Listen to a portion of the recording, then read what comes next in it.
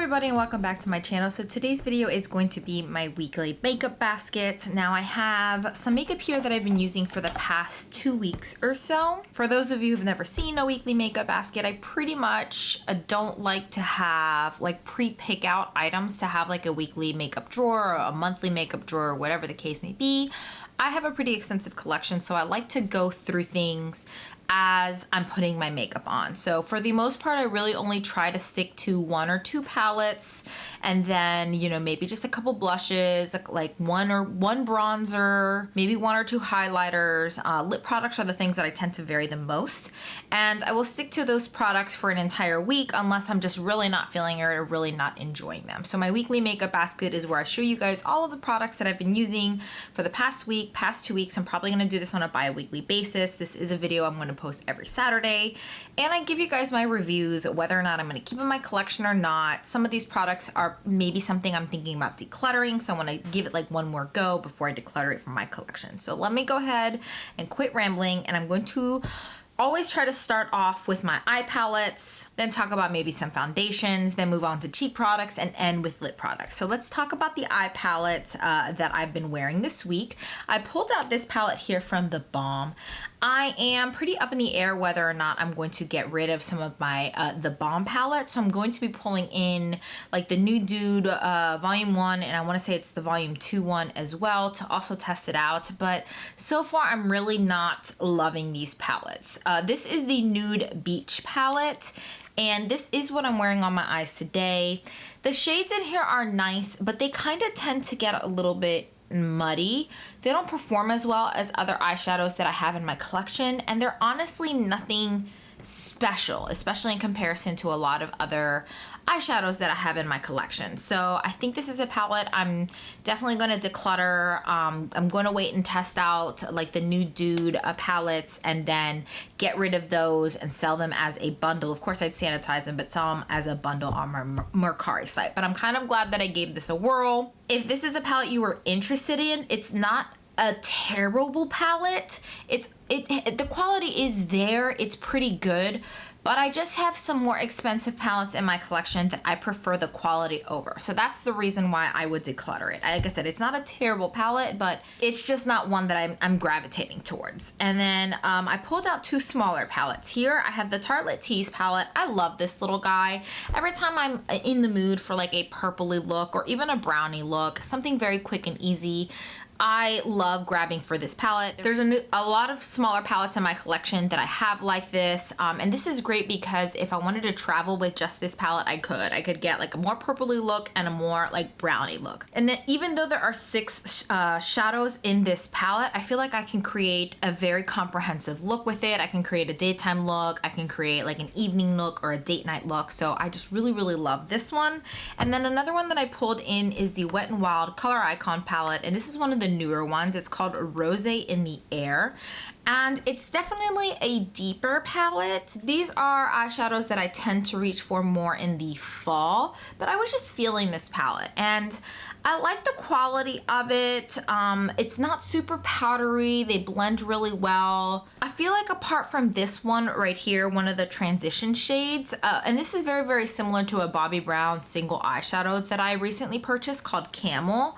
I feel like a lot of these are already in some of my bigger palettes. So I may declutter a lot of these Wet n Wild Color Icon palettes, and if I really want to repurchase them, these are relatively inexpensive. So I liked this one. I was able to come up with a few good looks with it, and like I said, the quality is there. I just have so many palettes in my collection, and I feel like I'm neglecting some of my more expensive palettes. So let's move on to some cheek products. I'm going to start off with a bronzer because I recently did a declutter on my bronzers. If you guys haven't seen that video, please check it out. So this is the Balm Take Home the Bronze, and this is in the shade Oliver. This is what I'm wearing on my cheeks today. I have it on top of the Chanel like Tan de Soleil cream bronzer. I wore this both as a standalone bronzer, like on its own, and I've worn it on top of the Chanel bronzer, and it works beautifully both ways. This is one that I was thinking about decluttering. I had put it in a maybe pile to kind of test out the formula to see if I really enjoyed using it, and I do. So I'm definitely going to keep it in my collection. This is one of the lighter ones, and I feel like it would be better for me maybe in the winter time, but it still shows up on my skin, so I really like this bronzer. Like I said, I'm going to keep it. And then I have two blushes here. Both of these are from Catrice. These are the illuminating blushes. I am wearing this one today, just a little bit. This one is in 030 Kiss Me Ken, and it's a little bit more of a plummy one because I had a little bit more of a mauve plum eyeshadow look today. I like these. They just don't wear as nicely. So for that reason, I think I'm actually going to get rid of these when it's time for my blush collection and declutter. And I also used 010 I Am Nuts About You. This is kind of the nudie one. Again, love it when I first apply it. They blend really easily. They just don't wear as nicely because I do have very, very oily skin. So if you don't have oily skin, if you don't have a problem with blush disappearing on you, I don't think it would be an issue. But for me, it just doesn't wear as nicely as some of my other blushes. So I have two highlighters here. The first one is from Bobbi Brown. I love these. I've talked about these before. These are like their highlighting powders. I don't really like the Bobbi Brown shimmer bricks because I think they're a little too glittery. I really like these. This one is in Pink Glow. This is like a permanent one in their collection, and it is like one of those marbled ones. So if you like kind of lean more towards the lighter portion of it, or you can lean more towards the pinkier version of it.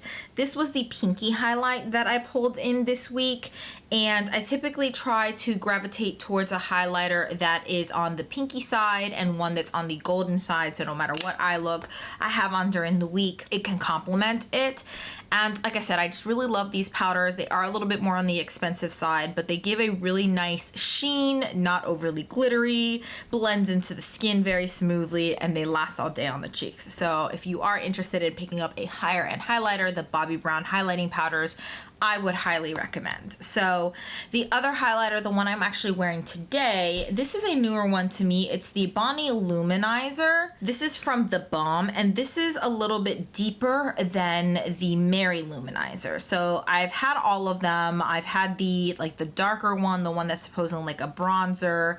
I've had the Cindy Luminizer, which is supposed to be like a blush topper, but I just don't really like that one. I have the Mary Luminizer, which is like a light champagne highlight, and then they came out with this one, which is the Bonnie Luminizer, which is a little bit deeper. So there's a swatch of it right there. I love this one, but this one only really works for me in the summertime when I do have a little bit of a tan, but it is just an absolutely gorgeous color, and the formula is very comparable to the Mary Luminizer, which is one of my all-time favorite highlighters. It's actually one of the first highlighters I ever purchased. So again, this is the Bonnie Luminizer. And I would definitely check out the Balm's website. They have 50% flash sales all the time. So let's move on to lips. I only have 3 lip products to share with you guys today. So the first one is the NYX Liquid Suede. This is kind of the darker lip color. It's what I'm wearing today.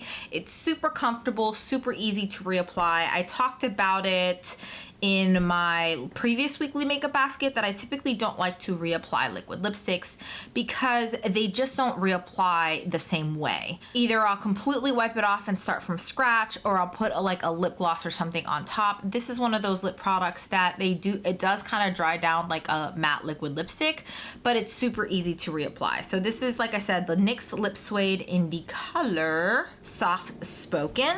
And then I have a product that I think it's a little bit underrated. I think the matte like liquid lipstick, that was just like a craze, and everyone was after like these ultra matte transfer proof liquid lipsticks, but they're just a little too drying for me. So I prefer this formula from ColourPop. This is the Ultra Satin Lip. This is my favorite ColourPop liquid formula.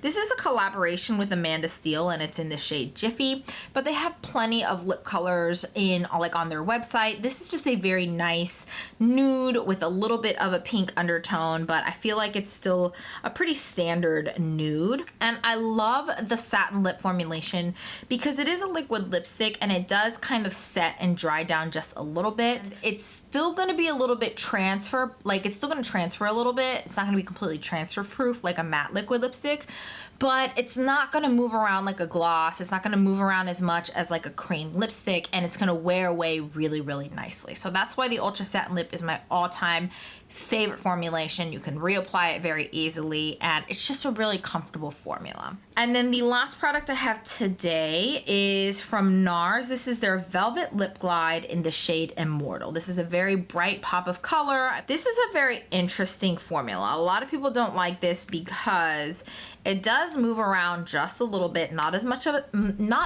as a gloss. As you can see, it's pretty pigmented, but I like these because they're kind of a stain, but a lot of stains tend to be a little bit on the glossy side, and this is like a stain that has a little bit more on the matte side. Definitely not completely matte, more of a satin finish, but because it is a stain, it does wear away nicely. But again, it does move around a little bit, so this is something that I would wear a lip liner with.